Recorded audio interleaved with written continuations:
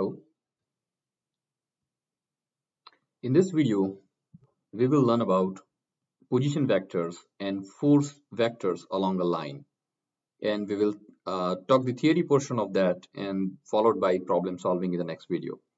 This is topic 2.7 to 2.8.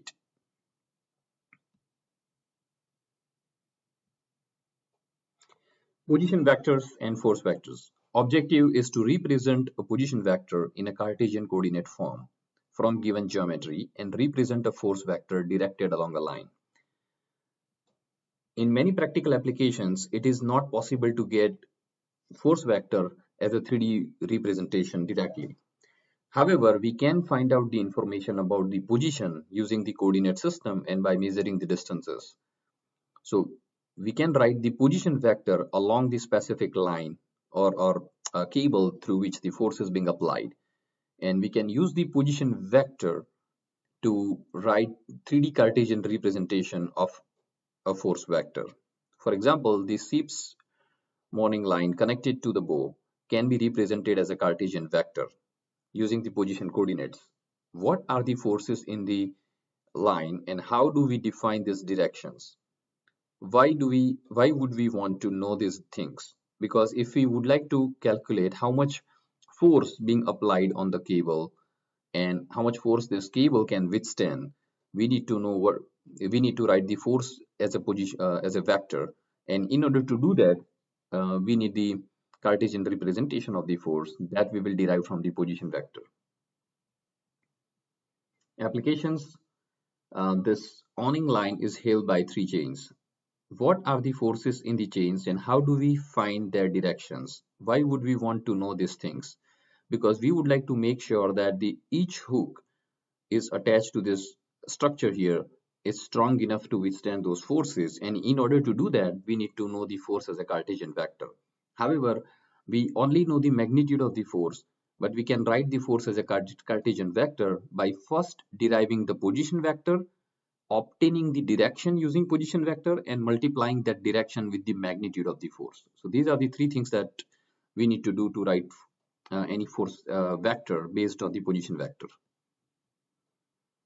So position vector is basically nothing but the vector that defines the position of points in space relative to a coordinate system or relative to another point. For example, here the vector between point A and B can be written in terms of the x, y, z location of both point A and B.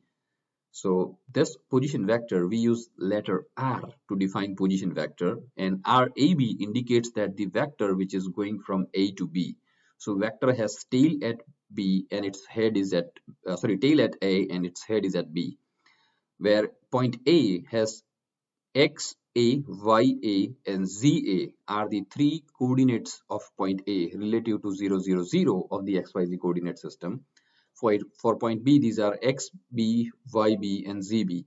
And by subtracting the coordinates of tail from head, we can write down the position vector R. So always subtract the tail coordinates from the tip coordinates. And there are a few more examples in the slide, but I would like to switch to one note and explain that concept here. So remember that the vector has both magnitude and direction. So vector is equal to magnitude multiplied by direction, and direction is defined by unit vector. So if I write force as a vector, then force as a vector equal to its magnitude multiplied by direction, where direction is again, it's a unit vector calculated for the force vector. So let's take one example here. It's a two-dimension system where we have x-axis, it's horizontal, y-axis is vertical. We have point A here, which is 0, 0, and we have point B here, which is, for example, assume it's 10, 10. How do we write the position vector going from A to B? So let's say this position vector is defined by R. So to write that position vector R, we need to subtract the coordinates of, so B is the head of the vector and A is the tail of the vector. So remember it's always head minus tail. So it's B coordinates of B minus coordinates of A. So x coordinate of B is 10, x coordinate of A is 0, and x-axis has unit vector which is I. So this is how we write the position vector. Now second thing, plus it's y coordinate of B is 10, y coordinate of A is 0, and then unit vector in y direction is j.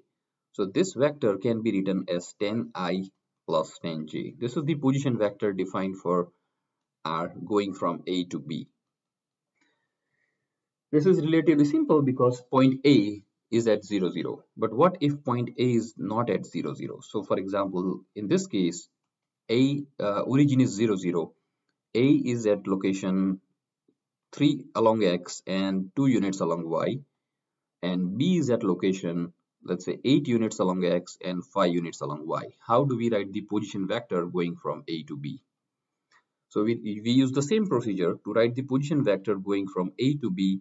Its coordinates of B minus coordinates of A. It's again head minus tail.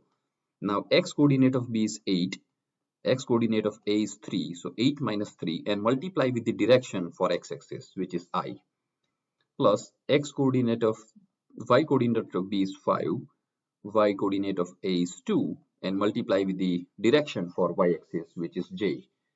So this vector can be written as 5i plus 3j. And if it is the distance is in meters, we can write the unit as meters, or if it is in feet, write the unit as feet. So this is how we define the position vector. That is step number 1. Now assume that along this line, force applied has magnitude of 100 newtons, force F acting along AB.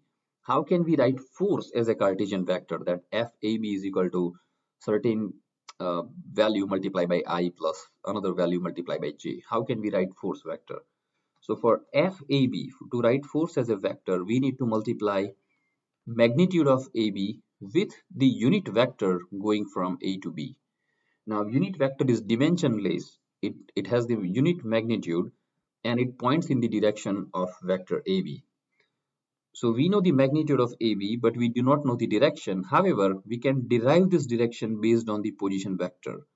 So if we divide the position vector by its magnitude, then we get the direction of AB, and that direction is independent irrespective of whether we derive it from position or whether we derive it from force. Direction does not depend on the magnitude, so it's not either meter or newtons, it's dimensionless. It's only the direction going from A to B, and for that we divide the vector by its magnitude. This is same as here. So direction, if you rearrange this equation, direction is equal to vector divided by magnitude. That's what we are doing here. Direction is equal to vector divided by magnitude. So we are using position vector to find out the direction and multiply that with the force vector magnitude. So it's time to substitute the numbers here. So force has magnitude 100 and the position vector we have just derived is 5i plus 3j divided by its magnitude, which is 5 square plus 3 square. So when we solve this magnitude, which is 5 square plus 3 square, that is 5.83. So it's 100 divided by 5.83 multiplied by 5i plus 3j, which is equal to 500 divided by 5.83, that is 85.76i plus 300 divided by 5.83, which is 51.45j. And that's how we have derived the force as a Cartesian vector using position going from A to B. And this is exactly what we can apply if the force or position vectors are in 3 dimension. So if it is a 3 dimension vector, then it has x, y, and z value, and we do the same procedure. So our steps are, we first find out the coordinates of the point, such as A and B, 2 endpoints. Then we write down the position vector going from A to B, and then we find the force vector FAB multiplying magnitude with the direction, and direction we can derive from position vector. So direction is equal to position vector divided by its magnitude RAB, and that gives us the force vector. So let's look at a few more examples from the slides. So yeah, that is being explained here. So position vector is written in this case using x, y, and z values for AB. And then the next step is to find out the force vector.